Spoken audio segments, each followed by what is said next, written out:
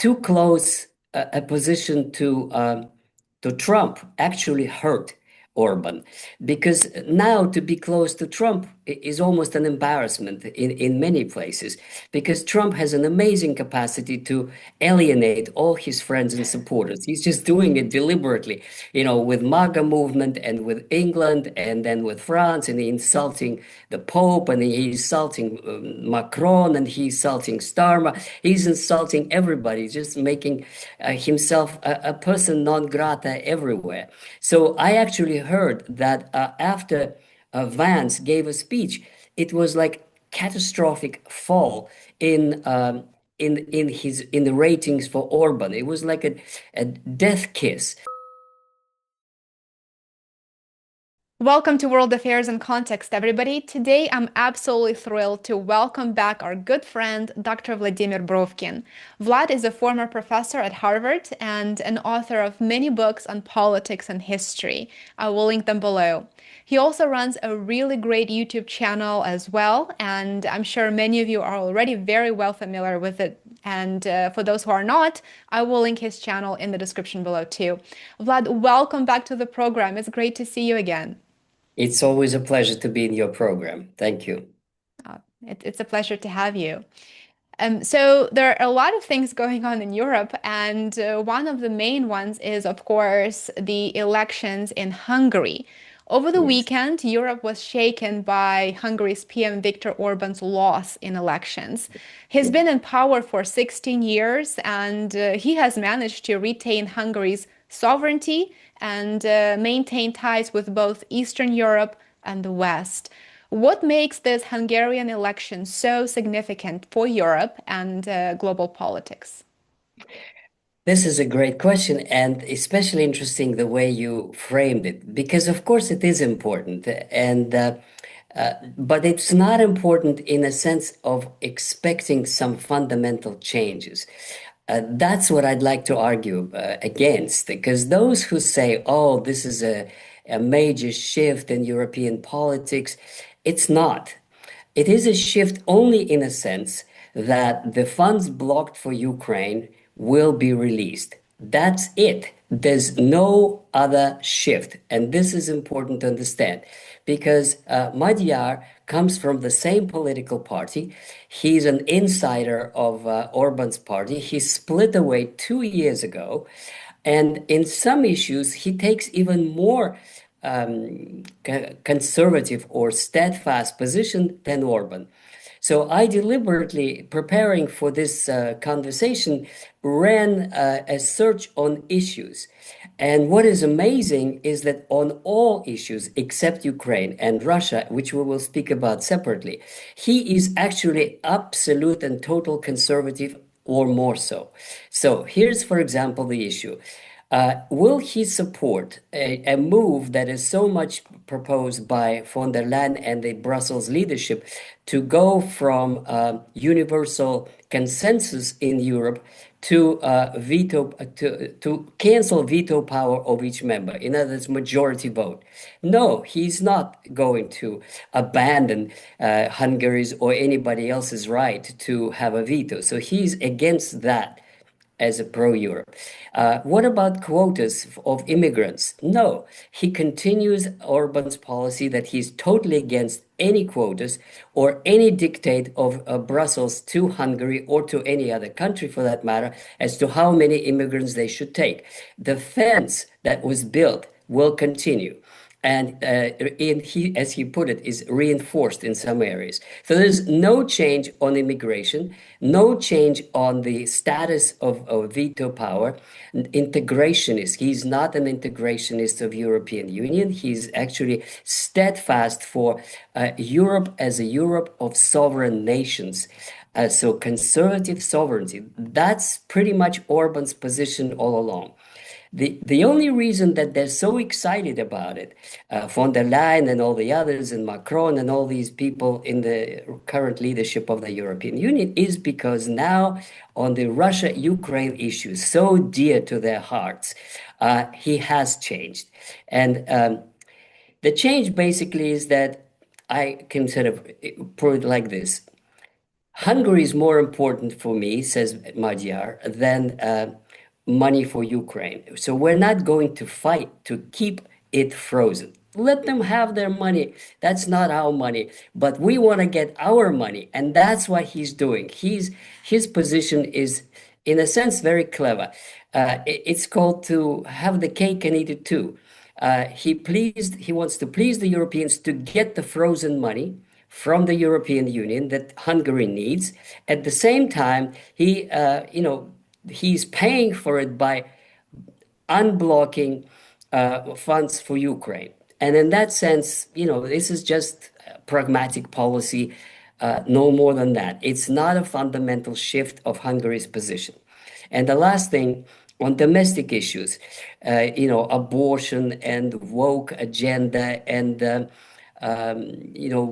rights of sexual minorities. He's totally conservative, absolutely conservative as can be.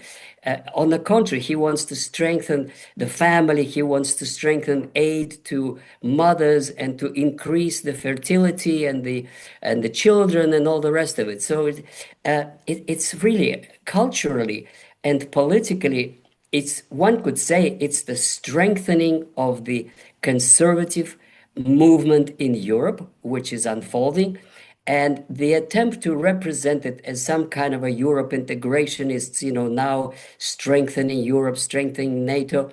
No, that's not the case. It's actually, Orbanism without Orban, as one observer put it, or a conservative Hungarian politics one step further, except for Ukraine and Russia, which we can come back to and discuss.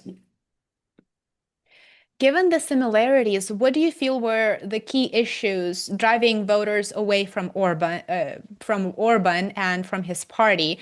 Was it economic conditions, other concerns, or democratic backsliding?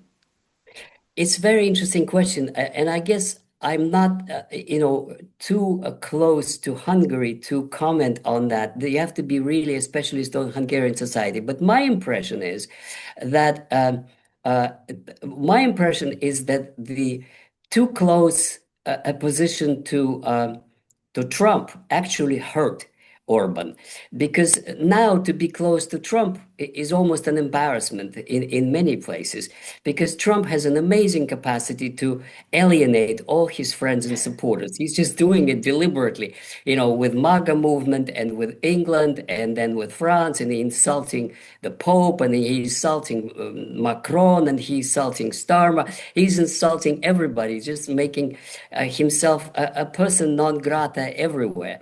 So I actually heard that after Vance gave a speech, it was like catastrophic fall in in the ratings for Orban. It was like a death kiss. It probably would have been better if Vance didn't come and gave the speech. But the speech is actually very remarkable because the speech actually repeats the same things as before.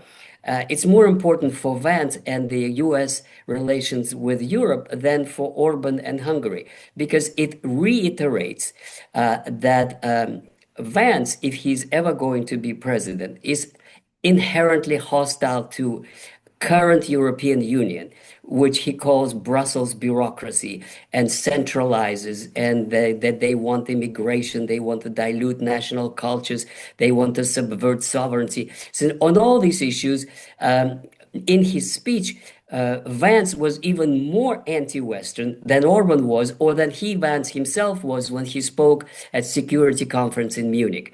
So this is why the speech was important. But speaking of Orban, it seems to me that the change was a normal thing. I mean, it's not that they changed the voters from conservative to socialist or anything like that. It's like from one conservative to another super conservative, a student of the previous generation. This guy is younger, and maybe what played a role is that Hungary does need those funds. They feel they're entitled to them. And blocking funds that for Ukraine is not a major thing for them, or let them have it.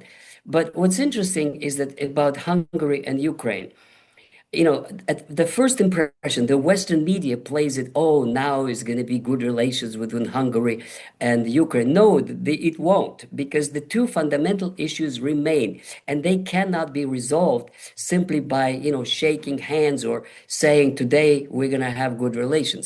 The two fundamental issues between Hungary and Ukraine have nothing to do with Putin, zero. It has to do with oil, number one, and Hungarian minority in Ukraine, number two. And these issues will not go away. Hungary does need Russian oil. It's not that Orban invented it. They do need it because it's cheap, just like everybody else in Europe needs it. Except that these are, the von der Leyens and others are so, stuck on their anti-Russian agenda that they don't want to buy cheap fuel. They'd rather buy expensive one. Oh, fine, let them do it as long as they can afford it and as long as Americans have it. But they don't. The Americans import oil themselves. So they're going to have to get it somewhere, and we'll see how the things will turn out in the Middle East. So in that sense, the oil issue is simply pragmatic. We will continue to buy Russian oil. On that, I should note, it's not clear the Russians are going to sell them this oil because Putin had always said we need long-term, predictable, stable partners. And if he says, for now, we're going to buy Russian oil and later we're going to phase it out, the Russians may say, well, why don't we phase it out now? Because we have plenty of clients in current world situation that we don't need those for 1, 2 years. But a more serious rift is between Hungary and Ukraine on the issue of Hungarian minorities, because many of them don't want to go and fight. And each time somebody is a Hungarian citizen of Ukraine of Hungarian nationality, each time he's beaten up by the draft agency, then all of Hungary sees those pictures, and they have marches and protests and diplomatic, summoning of ambassadors and so forth. So this is a big issue. Hungarian minority wants to have their rights, which are enshrined in EU documents of having the language rights and the all kinds of other self-rule rights. Well, they don't have it because the Hungarians suppress not only Russian language, they suppress any language that's not Ukrainian. And Hungarians want to have their language and their schools and the rest of it, and they don't. And this is why this is not going to go away. This issue will remain a major problem in relations between Hungary and Ukraine. It's so interesting you mentioned energy because right now with the war in the Middle East, it seems that Russia, of course, is in a very good position in terms of having the energy and the supplies that everybody needs. And Putin has not used that as leverage to the extent that he could have yet. For example, for Europe, it wasn't Russia that cut off energy flows to Europe. It was Europe itself that shoots itself in the foot every single time it gets an opportunity, and then it has to buy much more expensive LNG and crude oil from other sources.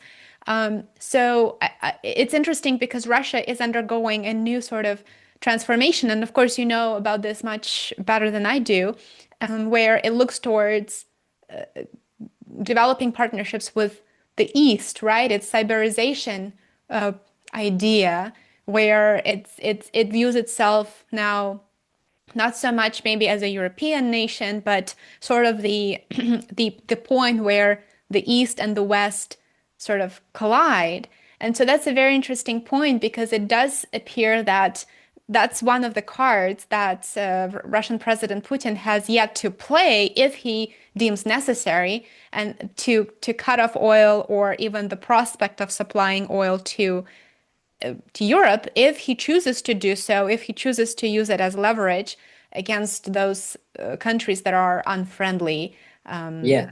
towards But you Russia. see, what's interesting in that regard also is like long-term historical trends and the immediate policy changes. And what's so important is that regardless of what EU does or what Putin does, the long-term historical process that we see now unfolding in front of our very eyes is a shift of economic activity from west to east. And that's one thing. And the second thing is, of course, is like from maritime, so maritime to continental trade, and of course the biggest partners in continental trade is Russia and China. China's economy needs a lot of oil. Now, maybe 100 years from now, they would, totally transition to wind and solar and what other source of energy there will be. But the foreseeable future, decades to come, they will need Russian oil. And so the Russians are now building Siberia too. And these are the pipelines that cannot be obstructed by anyone. Unless the United States decides to bomb them, which is unlikely because then Russia can bomb theirs. So this is the trade. Just now, Indonesian prime minister came to Putin, and they also had all kinds of economic agreements. And it's a huge country of 200 million people. That's like England, France, and Italy put together. One country. So, in other words, and they're developing really fast, and they have good relations with Malaysia and with Singapore and with Laos and all the Asian countries. Putin has established very, very good relations, and the economic flows go on. Even India, trying to please Trump, still is buying Russian oil because they make good money on it. So, in other words, that's the historical process. And it makes perfect sense because Russia is both Asian and European. And if they can do business in Europe, moreover, the oil physically is in Asia, it's in Siberia. Most of Siberia is in Asia. So it's really closer to, build all these pipelines going to Asian ports and other transition issues. So that's one thing. But another thing is that the European Union took the position to phase out Russian oil. Fine, okay, Russia is not going to lose anything. In fact, it's the Germans who are losing, and they're saying it. And the political party that says we need Russian oil, AfD, is growing and growing and growing with each elections. And that's undeniable. It's very likely that in the next elections they may win. The only way they haven't won now is because SPD and Christian Democrats have always had a grand coalition, which means they were pooling their resources, but even together, each one of them was losing and losing and losing to a point where now SPD is at the level of 15%, which is lowest in its history.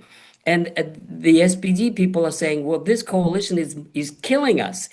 And yet they are so afraid of changing course that AfD will win that they hold on. They just they hold on to the course that is self-destructive, but they are afraid to change it because if they change it, they're gonna lose it.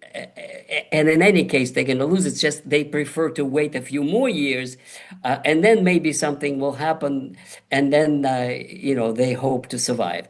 Same things are everywhere in Europe.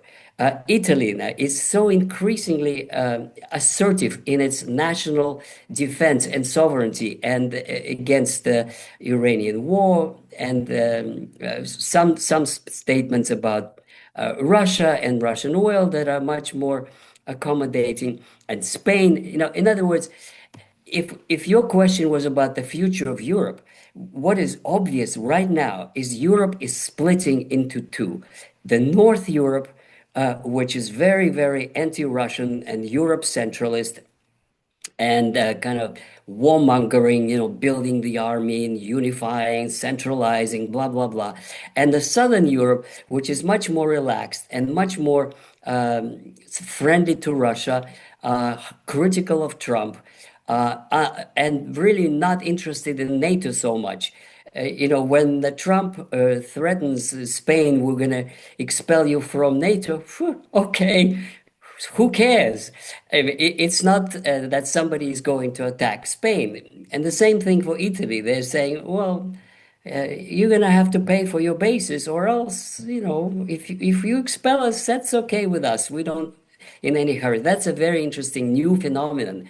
This Trump attack on NATO that really revealed that it's not like everybody's dying to be in NATO and to have those bases, which are really outposts of American power rather than mechanisms for defense of Europe. That's a separate issue. But anyway, it sort of came up in the Hungarian debates as to what the future of NATO is. Ursula von der Leyen, who many argue represents the globalists, praised the outcome of the elections in Hungary, and she says it is easier for her to breathe after Orban's defeat. Zelensky, too, he didn't hide his excitement since Orban's defeat is likely to lead to more funding for Zelensky's corrupt regime. Who are the winners and who are the losers now that Orban has been defeated and replaced by Magyar? Well, in the short term, of course, one could say that this is a loss for Russia in a short term political constellation, because when there was Orban, there was the kind of a outward friendly handshakes between Orban and Putin. But I don't think it went very far and very deep, because everybody knows who everybody is. And, Orban uh, tried to position himself with his unique relationship, that he could go to Putin and shake hands, to go to Trump and shake hands, and be a kind of a enfant terrible inside European Union. But on a more profound level, as I said, the geopolitical realities did not change with this election. Short term, what has changed is that the Ukrainians are going to probably get their 90 billion. However, as I mentioned in my previous treatment of the subject, the Europeans don't have that money. I mean, they voted it, but to actually come up with it will be extremely difficult, especially if the war in the Middle East continues. Because the prices of oil, we see it on TV here in Europe every day. The governments, even in France, are forced to give all kinds of subsidies to farmers, to all kinds of people who consume a lot of gasoline and diesel. And that's all over Europe. They really need to. As of now, it's the crunch hasn't come yet, because with this roller coaster that Trump one day prices up, one day prices down. Some people probably make a lot of money on all these speculations of peace and war, war and peace, peace and war. But if the war continues, then prices are going to rise, and that means that they just simply won't have any extra money. It is with great difficulties that von der Leyen managed to raise this theoretical 90 billion. But in practical terms, Hungary, by the way, want for itself opt out of this, so they're not participating, and Slovakia doesn't either. So it would be interesting to see whether they will be able to come up with this money. But even if they do, I also discussed it recently. Even if they do, Ukraine needs about 40 billion in addition to what they have themselves, which is not much, a year. That's bare minimum just to hold on things.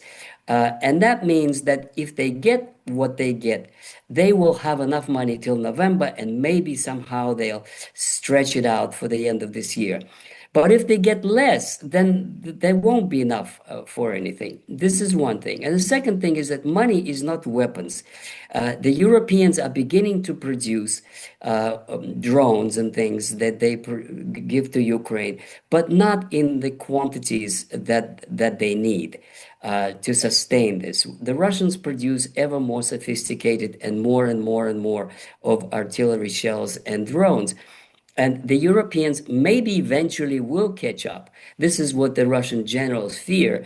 I discussed it in my previous video. They fear that eventually the Europeans will be able to. But I doubt, I don't know. Maybe we'll be able, maybe not, because they don't have the money, they don't have the will, they don't have the factories that are working. they don't have the energy, and they don't have the unity. And elections in Hungary are not going to change any one of those ingredients. It would still be lack of money, lack of unity, lack of will, and lack of weapons that they wish they would have it. They keep talking about building European army, building this, building that. But one thing is talking, another thing is building, and they're not building very much. As you mentioned earlier in this conversation, Peter Magyar, I'm not sure how to pronounce his last name still, Magyar, the new incoming Prime Minister of Hungary, he said that he expects Viktor Orban to lift his veto on that 90 billion euro loan to Ukraine. Then Merz, the Chancellor of Germany, followed up very quickly and he said, well, Europe should disburse the money as quickly as possible. It should disburse the money now, said Merz. Zelensky's main goal is, of course, to stay in power, and he can do so by continuing the war that everybody understands Ukraine has already lost and cannot win. How do you expect the dynamic between Hungary and Ukraine to to change with the new prime minister in power and Zelensky desperately clinging to power in Ukraine and wanting to secure more funding, secure more loans, because it's understandable that the $90 billion loan, that's not going to really make it or break it for Ukraine. That's just enough to sort of, as a lifeline. But either way, Ukraine is going to need more money after the $90 billion euro loan runs out. So Zelensky is going to come back and ask for more, while at the same time abusing the rights of Hungarian nationals in Western Ukraine, while at the same time continuing the really extreme nationalist policies that he and the far right that are in power in Kiev are pushing. So, how is that dynamic between Hungary and Ukraine going to change now that there are so many conflicting interests between the two states? And then, of course, there is pressure from the EU as well to push their agenda and to promote their interests? Well, it all depends on Magyar's next moves and how Zelensky is going to respond to those. Now, it's hard to predict, but if you will look at the record of Zelensky's actions, he is he's very much like Trump. He has insulted everybody one could insult, including Merz and including Hungarians. So he's very non-diplomatic, to put it mildly, or rude, to put it in blunt terms. In terms of actions, what would be important to see which way things are going is whether Zelensky is going to allow to repair the Druzhba pipeline, because the Ukrainians deliberately sabotaged it. The Hungarians under Orban wanted to send a delegation to see what is wrong, and the Ukrainians wouldn't even let them see it. They just wouldn't let them see it. So, okay, now that we are friends, now that Orban is bad, now that we have good relations, okay, will he let them go and see it and repair it so that the flow of oil can resume? Now, if that happens, there may be indeed some positive, change between the two. We shall see. That would be an important indicator. It's quite obvious that Magyar doesn't mind if the money goes, if the 90 billion are unfrozen, but he wants to get his money from European Union. So it'll be a quid pro quo. He could say, okay, we will not block it, but you have to give us our money that is frozen. I think something like 20 billion. That's what he's after. He wants the European Union funds for Hungary to be forthcoming. That's why he's unfreezing the funds for Ukraine. As we have just discussed, this will be a temporary help. But given that now, I don't know what they can do with this money. There's not enough weaponry available on the world markets. None of the American weapons are available. None. I mean, even Trump has even asked Poland for Patriot missiles for Israel. So the Americans don't have themselves enough stocks of weapons to sustain the war in the Middle East, let alone for Ukraine. Now, as I said, the Europeans are beginning to turn out There's a program about France that they're beginning to build like 1,000 drones. It's nothing. 1,000 drones is for a day's use. Like in one day, the Russians send 1,000 drones to Kiev and other targets. So it still is a long way away before the Europeans will be able to match the Russians in the production of drones. But even then, as we know from the Iran war, the ability to bomb is not the same as the ability to move your troops on the ground and win territory.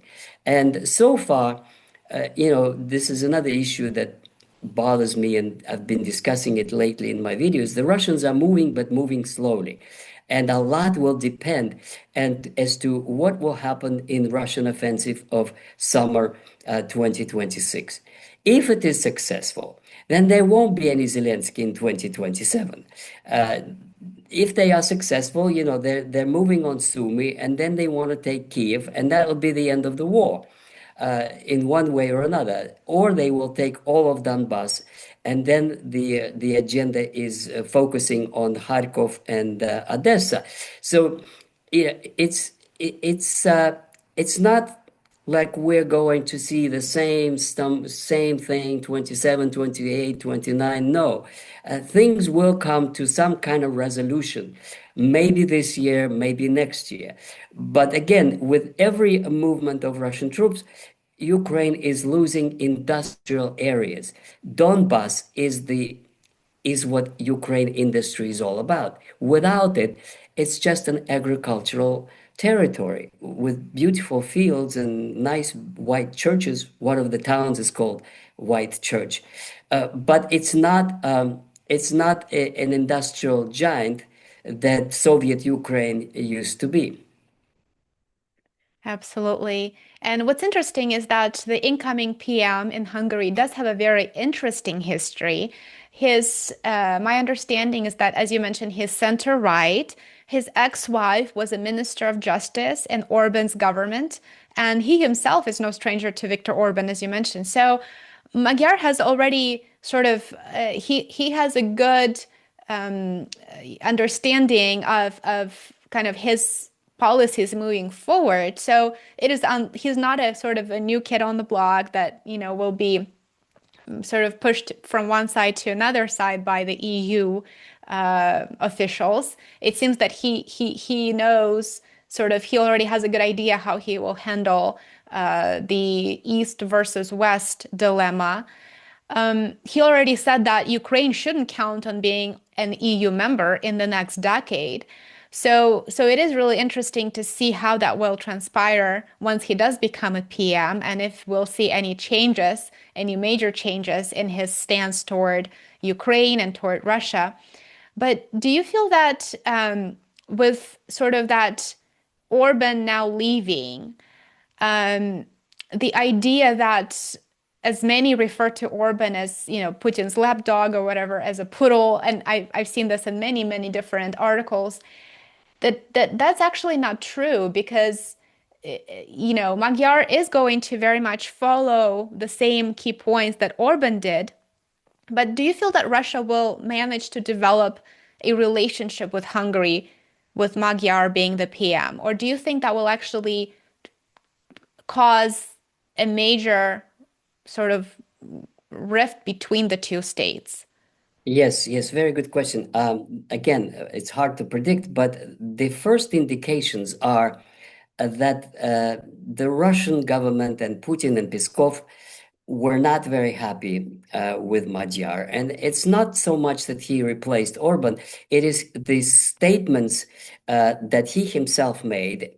And let me explain those because they're quite revealing about attitudes of a Hungarian nationalist that he is. Uh, what Putin and Peskov didn't like, because they said we don't want to congratulate unfriendly, unfriendly leaders. Now, in some of these rallies, what was particularly offensive to the Russians was that there were slogans with these chants in these huge crowds for Magyar, Russians out. Now, the Russians are not in Hungary. What is that supposed to mean out?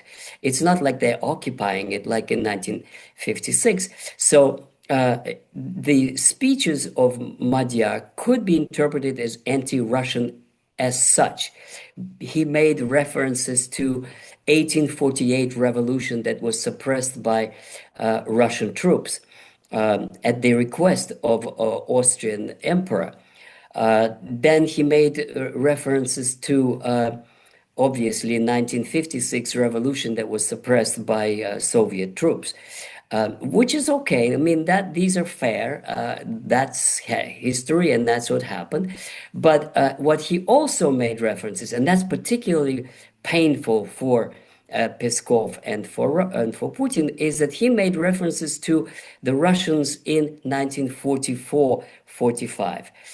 Now, and this is what American audience probably doesn't understand as well as they should, is that in 1944-45, Hungary was an official ally of Hitler. It was a allied power. They were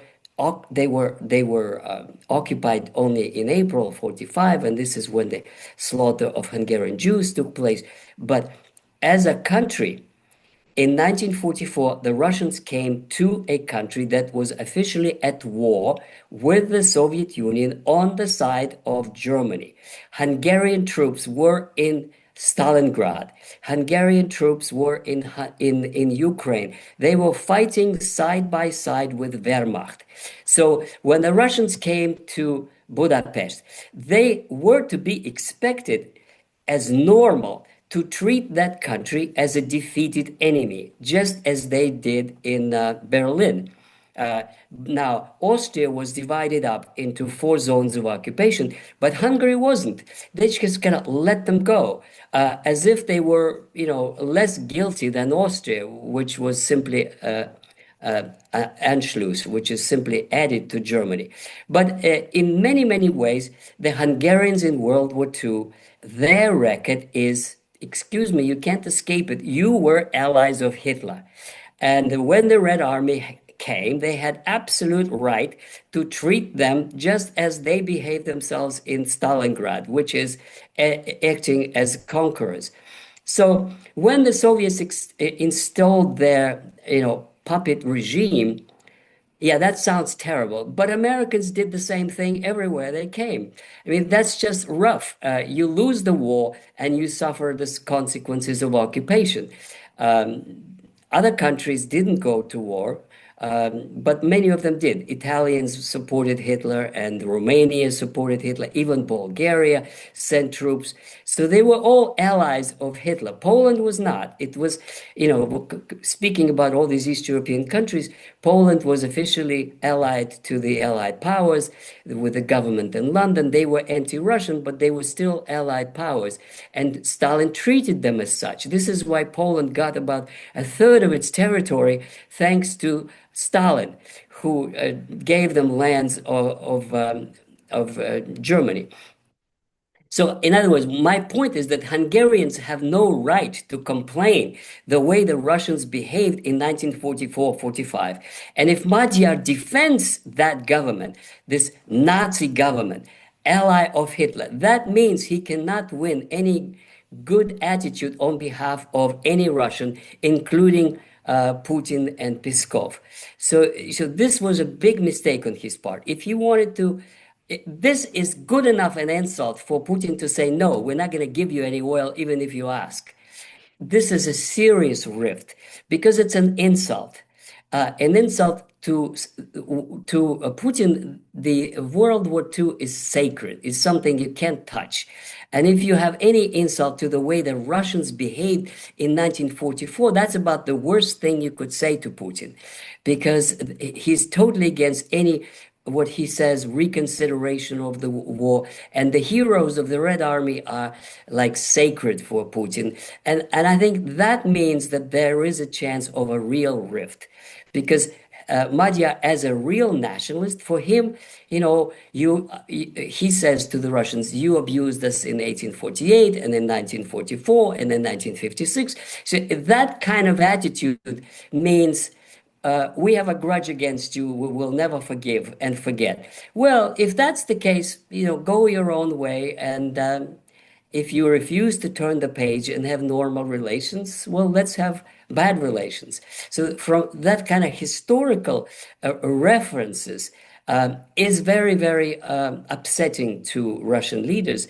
And I think that could mean that there is a shift to a cooler relationship, not necessarily hostile, but much more distanced than it was in Orban's times.